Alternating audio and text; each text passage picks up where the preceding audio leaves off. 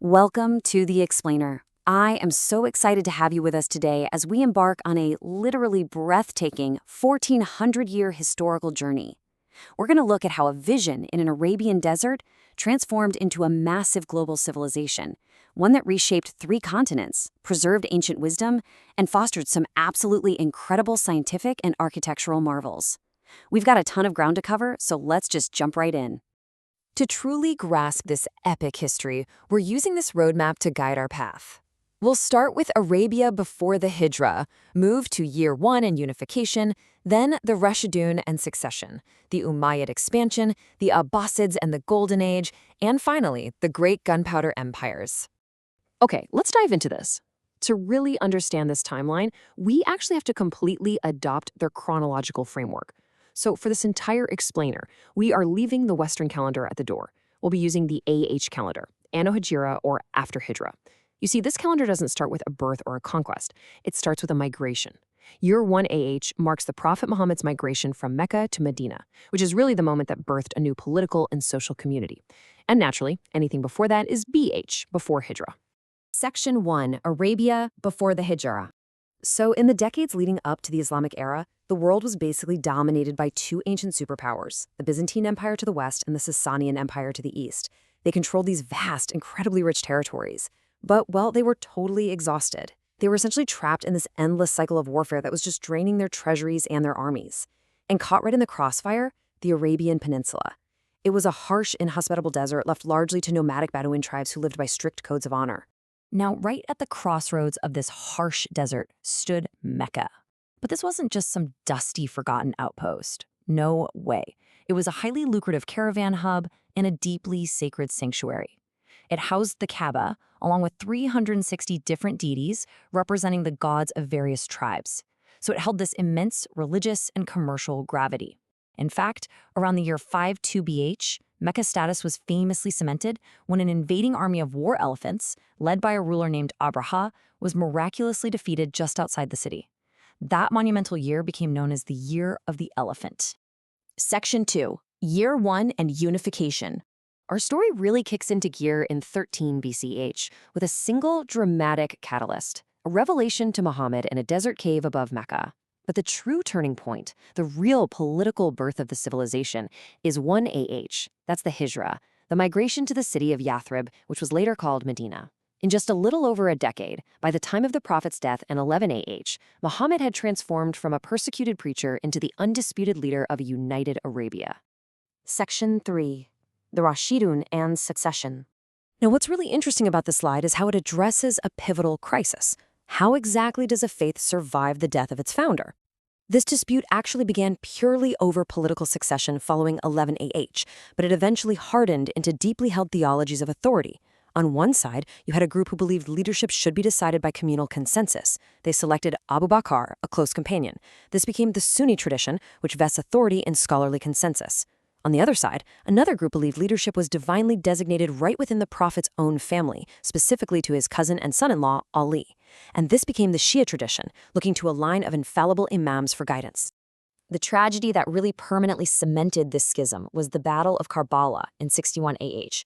Ali's son, Hussein, along with a small band of followers, was killed after refusing to pledge allegiance to the Umayyad ruler. As our sources point out, Karbala evolved into something far more than just a crushed rebellion.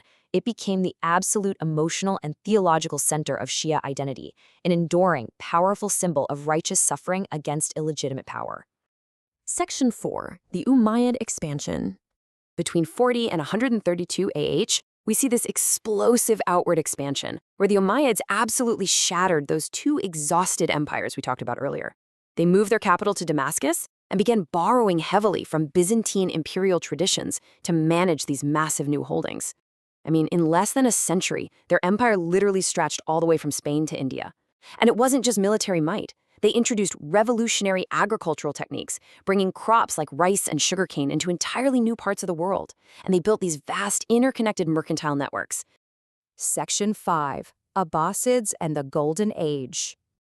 And this brilliantly illustrates the era where lightning military conquests gave way to an unparalleled intellectual flourishing. The Islamic Golden Age wasn't just about preserving older knowledge. It was an incredible cosmopolitan synthesis. You had the translation and expansion of Greek philosophy, the integration of Indian mathematics, which, fun fact, actually gave us the numbers we use every single day, and the utilization of Persian administrative genius. Think of brilliant minds like Ibn Sina writing medical texts used in Europe for centuries, or mystics like Rumi composing poetry that still totally resonates today. The sheer volume of scholarship produced during this time was just staggering. It's like a giant puzzle of human knowledge coming together.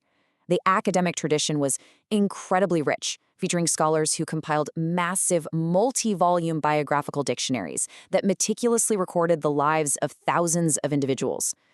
Crucially, these texts chronicled the vital contributions of both male and female scholars, stretching all the way through the year 852 AH.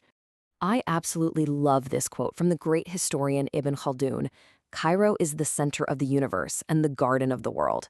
Doesn't that just paint a picture? It perfectly captures the sheer wealth, the gravity, and the cultural vibrancy of Islamic epicenters during this era.